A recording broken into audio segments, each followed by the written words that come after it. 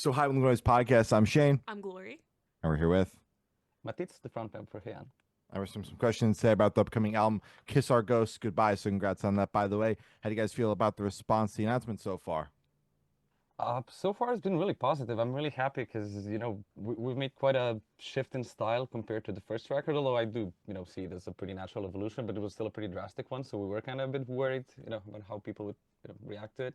But so far, it's been overwhelmingly positive in my eyes. So I'm really happy with it. That's great. That's great to hear. Well, we got to rip the record this morning, and it's awesome. I really dig it. Oh, yeah. Shit rocks. Thank you. Thank you so much. Appreciate it. So is there any meaning behind the album title or cover art? Yeah. It's so, as opposed to the first record where I had a clear concept in mind from the get-go, and that's kind of how I was writing the songs then, after having already, had the concept down. This time I didn't do that. I just wanted to write songs, just song by song and just take it from there and see where each song takes me. But in the end, coincidentally, apparently I can't escape from the concept because I didn't notice that all of the songs pretty much follow the similar common thread. And they're pretty much all about certain either traumatic experiences or negative thoughts that I've had. I was really specific with the lyrics in the record, so we have songs about our experiences with bigotry and homophobia since I'm openly bisexual since a few years ago.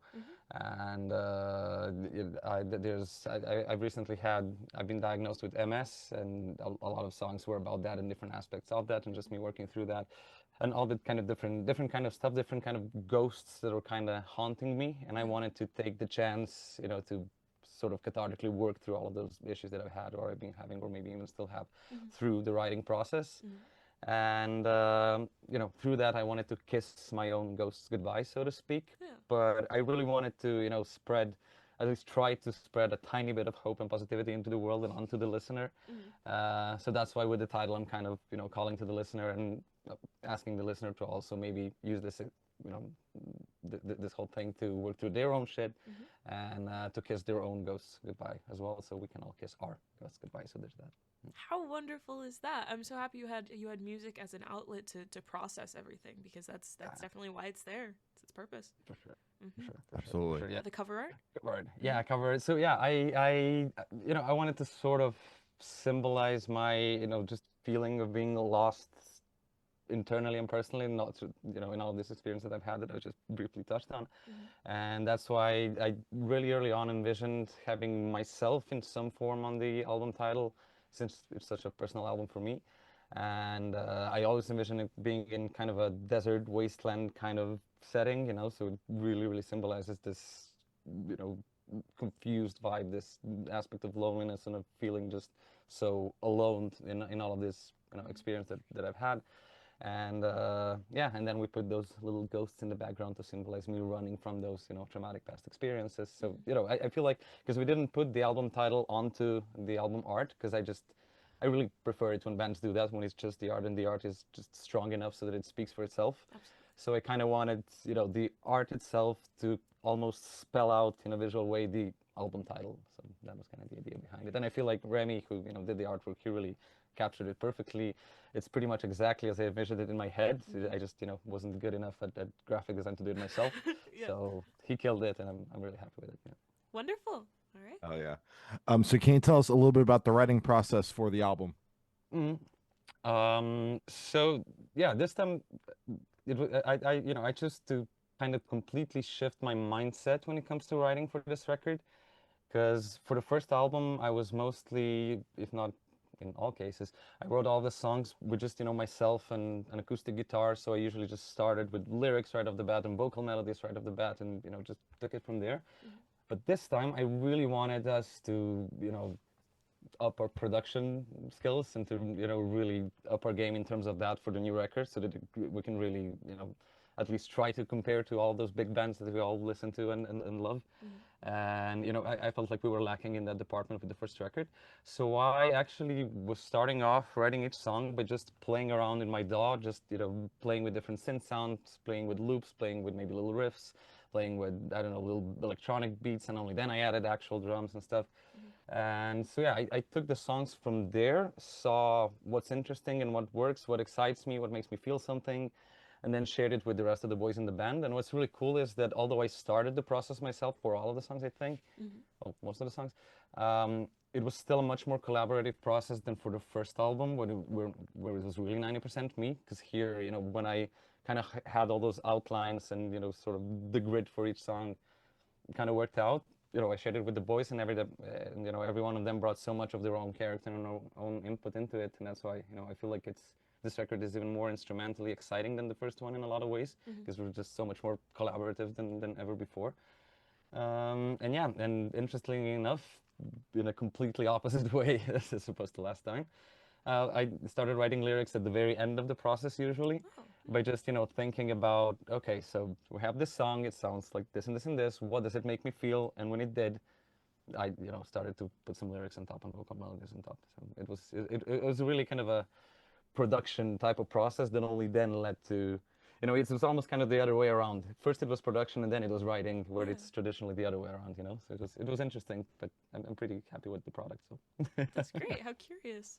So, what song off the record took the longest to write, and which one is your personal favorite? Longest to write. Well, a lot of them came together super quickly. One even came in one day. I think, interestingly enough, because it's probably the simplest one, Aberration, the first track, the opening intro track, might have taken the longest, because it just took me so long to figure out how exactly I wanted to start this record. I knew that when I had this whole narrative worked out and this whole concept that, you know, fell into my lap naturally, you know, I knew that I wanted the first track of the record to kind of mysteriously drive the listener into this world that we're trying to create. And it really took me so much trial and error and so much, you know, figuring out to see what that even means. Because, you know, first we had ideas, maybe the first song should be a heavy banger and just start the record like that off the bat. And they were like, no, that doesn't work. And we're like, okay, let's try to make it, I don't know, like a ballad kind of thing with strings and whatnot. And nah, it doesn't work, you know. So then at the end, we ended up with this kind of cinematic electronic experience that's not a traditional song in a traditional sense, because it doesn't have, you know, a verse, chorus, but it just kind of builds all throughout. So yeah, it's curious that this one took the longest, but I think this one took the longest to figure out.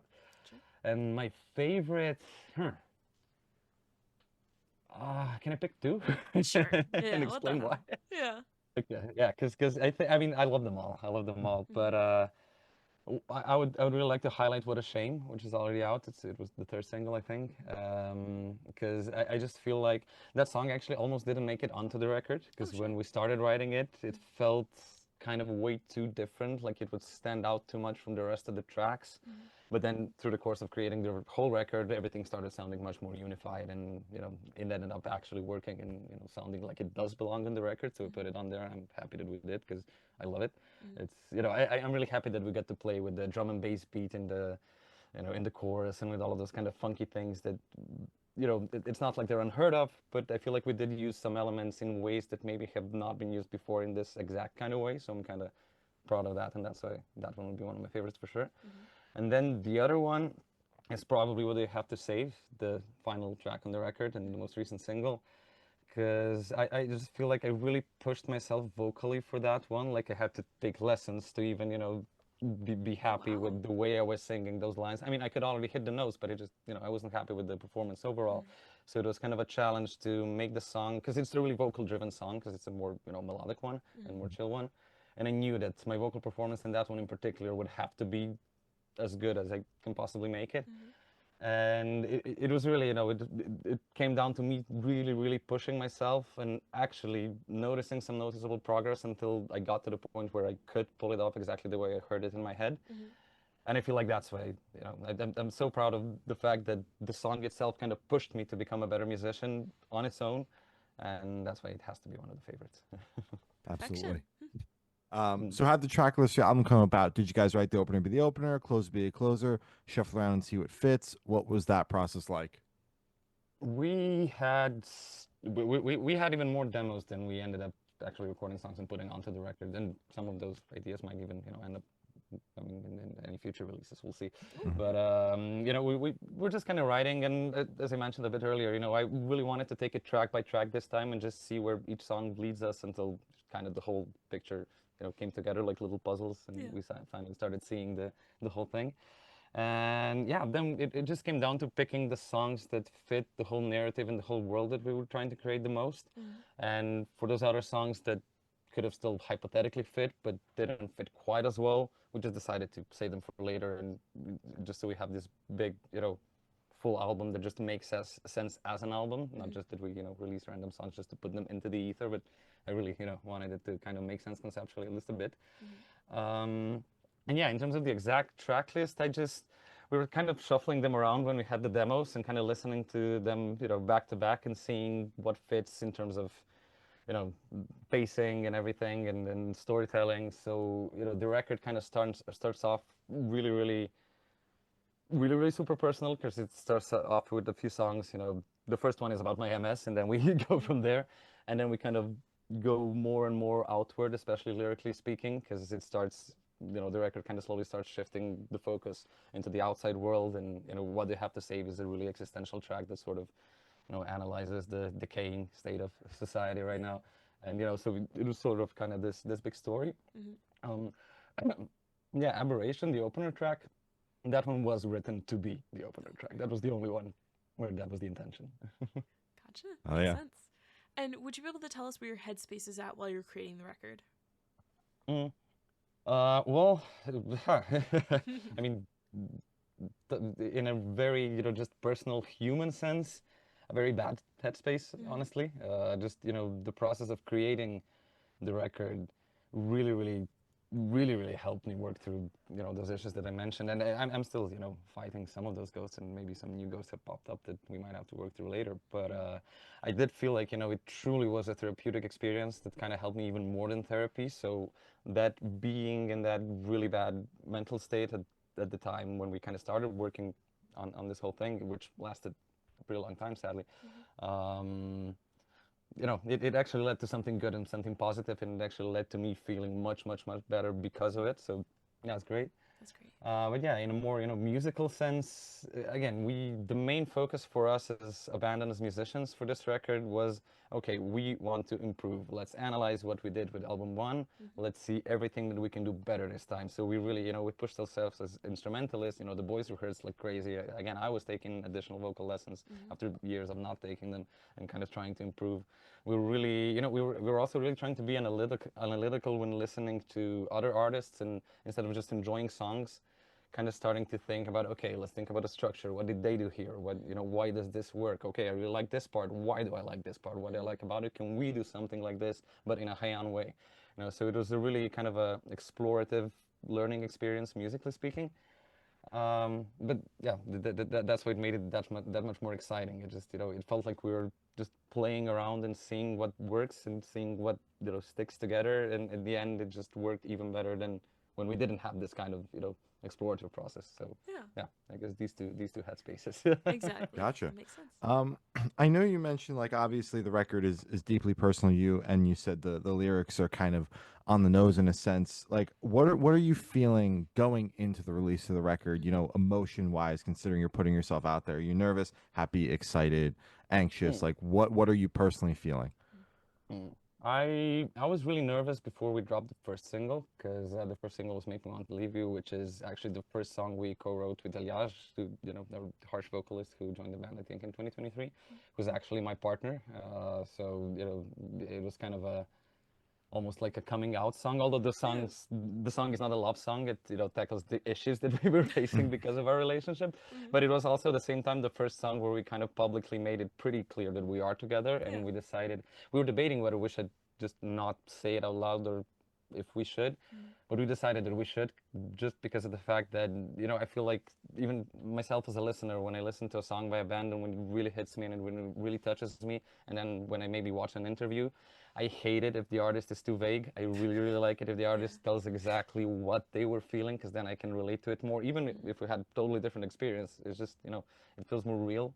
And we decided that if we want anybody listening to this to perceive this as a genuine song, which it is, we have to be clear about what it's about. So I was nervous at first, for sure, but we actually got surprisingly few hate comments that were touching on that topic, which is really cool. I was expecting, especially because Slovenia is great in terms of that. We are pretty progressive here, which I'm really happy about. But there's still a big chunk of the population that's really not too okay with this for whatever reason.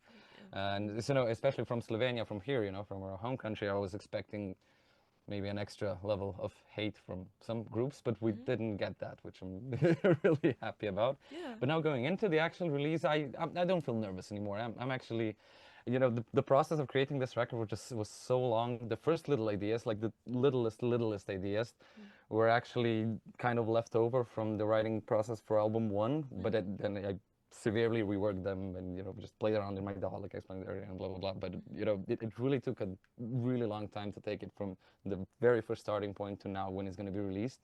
So in a way, it almost feels like we're going to be giving birth. Although that's an experience we will never experience for real. But I'm assuming that on a metaphysical level, it must feel pretty similar. So that's how I feel. I'm excited to give birth to this album.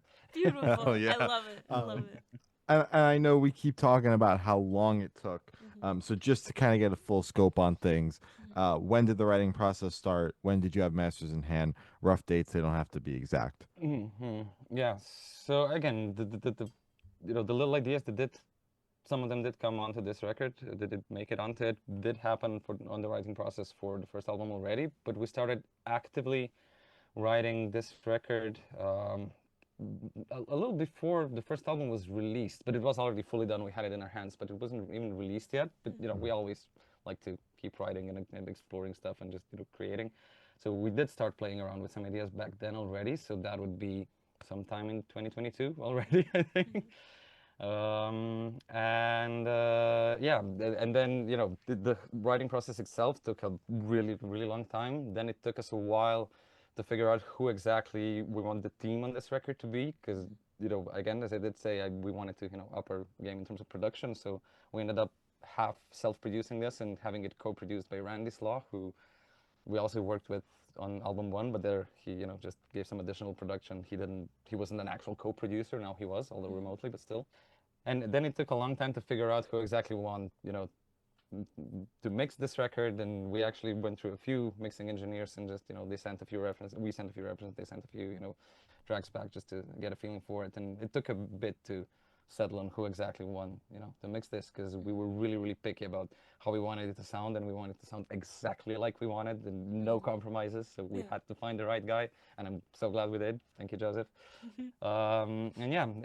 But when we had the masters in hand, that must have been probably sometime last year, towards the end of last year, I think. Maybe September, October, November, maybe November, I'm not sure. Okay. But then we also, we dove deep into creating the music videos, how exactly want the music videos to look like. Okay, let's focus on the art now. And the art process also took a while. We also, commissioned a few artworks from some other artists as well, just to see who would capture it best. And then we finally landed on Remy, who nailed it. So yeah, to get this whole thing down, not just the music itself, but also all the other aspects of the band that are, at least to me, also almost equally important, if not equally important, it took another extra while. So overall, it was probably a 3-year process, I guess. Goddamn. 2-year process at least. Yeah, glad you made it. Yeah. Thank you. So how do you recommend your fans to listen to this album for the first time? Should you do it in the car with friends and dark with headphones on? Is workout album, party album? What do you personally recommend? I mean, it's the album. Even though it's a really, it really, all the songs really work in the sense that they do fit in one album, so they are kind of similar in that kind of regard, especially in terms of sound itself and production itself.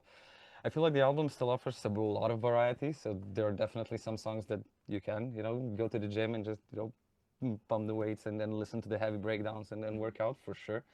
There are songs that, are maybe a bit more, not lyrically party songs, but maybe kind of come across as a little more party songs because of the instrumental. There are songs that you can cry to. So I'd say for the first experience, maybe listen to it alone with headphones in your room and just see for yourself. And then, when you've experienced each of the songs, then you can, listen to them whenever you want, wherever the occasion presents itself. Gotcha. Hell yeah. And this one should be super quick, off the top of your head. I want you to describe this album for new listeners in 3 words. No more, no less. Okay. Introspective. Dark, for sure. but also hopeful. Because even though, all of the songs tackle dark themes, I always, at least lyrically and often even instrumentally, I wanted there to be, an element of hope, so that we're not just spreading darkness into the world, but so that, the listener can feel that whatever issues we're having, we can get through them. So yeah, those three words maybe: introspective, dark, hopeful. Beautiful. I love that. And in that same train of thought, is there a certain feeling or emotion you want listeners to have while going through the album? I mean, I'm hoping the songs will speak for themselves enough, so that, the feeling will come on its own. But yeah, definitely don't listen to this album if you're too happy, because you might not be by the end of it. But If you wake up with a smile on your face, maybe not today. It's not the maybe, day. maybe not today. Maybe not. Wait for tomorrow. Exactly. Yeah. Try again. And are you able to touch on any particularly challenging or standout moments during the creation of the album, positive or negative? Mm. Well, I did mention those, instrumental and vocal challenges that were really, really positive. One challenging thing for me, especially when I was writing the lyrics, was that, I always, when I write, also, for the first record and everything, I like to be kind of metaphorical, kind of maybe a little bit vague, so we have that kind of mysterious vibe going on, so that the songs are a bit of a, not really a blank canvas, but so, maybe the listener can fill out some of the spaces in their head on their own. Yeah. But for this record, I, again, wanted to shift that, and I really wanted to put myself on paper in a much more literal and genuine way. And although I'm still pretty metaphorical, and, when I write, because I just, like that kind of poetic style that's not too straightforward, I still try to be as straightforward as I kind of could, while still keeping that kind of metaphorical vibe alive. And it was really challenging for me to really, put my heart on my sleeve like that, because, in some of the songs I directly named the issues I was, kind of working through, which I've never done before on record one. And it was really scary. I remember even just writing a line like this, and I was like, nah, that's too much. I shouldn't put this on the record. Let's write something more vague, because I was just kind of scared to be that honest. Yeah. And so it was kind of a mental challenge for me to overcome that. But, I kind of overcame it by just doing it. It's funny, because I think of that Shia LaBeouf video where he's like, oh, just do it. Yeah. But that's pretty much what I had to do in my mind to overcome it. So that was kind of a big challenge for me mentally, but it was positive for sure. Perfect. Oh, yeah. So for this question, I want you to picture you're on tour, you're at a gas station for a rest stop. What is your snack of choice? Oh, from a gas station, are there any good snacks at a gas station? Absolutely. I mean, I'm not sure if you guys know this, because it's an Italian thing. I'm not sure where exactly they distribute this to, but I love Fonzies. Have you ever heard of them? Fonzies? No, what are they? Fonzies. They're like, almost like a flips kind of thing. I think they're made from some corn thing or whatever. They're like little sticks, kind of little thingies, but flavored with cheese. And again, they come from Italy, so the cheese flavor kind of feels a lot less artificial than with some other products, which I love. But I've only really ever seen it at gas stations in Italy, so I'm not sure where else you could get it. But I'd definitely love to get some Fonzies if I can get my hands on them at a gas station, for sure. If That not, sounds a beer good. would suffice. Yeah. Hell yeah. And on the topic of food, if the band was a dish, what dish would the band be and why? Okay. Okay. I think Govea juha s parmesanom. It's a traditional Slovenian dish. It's just like a clear beef broth made kind of in a bit of a traditional way with Parmesan cheese in it. It's not, they don't eat it all over Slovenia, but just in the Slovenian Istria part where I'm originally from, although I don't live there anymore. But it's the kind of dish that you can have at any time, because it's just super, super comforting. And you can have it when you're having a really bad day, and I don't know, you're really hungover, and that that's going to be the best dish you can have. Or you're really depressed on a day, you're gonna appreciate eating that dish. And I feel like, just because of that hopeful element and that silver lining element that we try to have with our music, I guess we're trying to be at least 10% as comforting as that dish is. So I'd love to compare us with that dish. Oh, I love that. I love it. And for the last couple questions, going to shift completely away from music and go straight to death row. Boom. So if you're on death row, what would your last meal be with a drink? Oh shit! Okay. I love meats and I love seafood, so probably some kind of surf and turf thing. Because if it's just one last meal, I want to have it all together. So I don't know, maybe some steak with some lobster, because that's something I rarely ever have because it's just so expensive, but I do love it. With I don't know, some potatoes and vegetables, pretty basic. And drink of choice, I mean, I guess if I was in death row, I'd want to get fucking wasted before dying. So I'd have a Long Island iced tea, but a really, really strong one. Yeah, all right, yeah. That's solid. Hell yeah. And if you could live in one fictional world for a week, where would you live? Ooh. Okay. Every year, and it's not the only franchise or saga or whatever we rewatch every year, but me and Elias, we rewatch Harry Potter every year, and lately we've been discussing that we haven't rewatched it in a long time yet, and we really want to. And we also, we really love Edinburgh, where a lot of the inspiration for, the whole Harry Potter series came from. And lately TikTok has been, showing us videos of Edinburgh a lot, so apparently, it's reading our minds a bit. Right. So yeah, I'd love to go to Hogwarts for a week. It might be a bit of a basic answer, but I truly would love to go to Hogwarts for a week. It'd be dope. Do you know what house you are? No, I've never done any of those tests. So You gotta do it. So- You gotta check it out. Yeah. we'll do. And I've done a rest. And last question: every single person I've spoken to have said that is the most important question. What is your favorite color? I mean, I guess it's kind of obvious that it might be blue. Maybe. Yeah. I guess blue. Although it does change kind of periodically. I mean, when I was a kid, it was red, so it might change in the future. But for now, I'm feeling blue. So. All right. So as I said, that's all the questions we have today. Is there anything that you would like to plug? I mean, just listen to our record and tell us if you like it in the comments. We'd appreciate it. Thank you. Hell yeah. There we go. Yeah. All right. Well, thank you, sound. It's been Hei'An, and we have been the Good Noise Podcast.